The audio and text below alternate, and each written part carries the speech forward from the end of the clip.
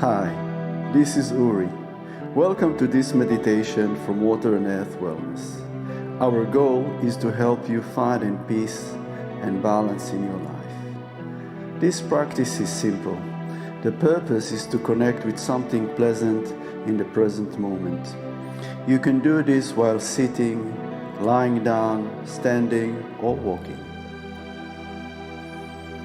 Start by paying attention to how you feel. Is there something that feels nice right now? It could be the air you are breathing, the warmth or coolness around you, or the feeling of your body being supported. If you are sitting, feel how the chair supports you. If you are standing or walking, feel the ground beneath your feet.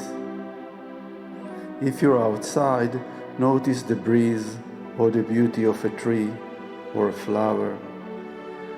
Take a deep breath and feel the air moving in and out of your body. Does it feel calming? Stay with this feeling for a moment. If your mind starts to wander, gently returns to what feels pleasant. This practice is about noticing the small, simple things that bring you comfort. You don't need to search for something big. Just be present and enjoy this simple moment. As this meditation comes to an end, take a moment to continue listening to the calming music. Allow yourself to stay in this peaceful state and keep practicing.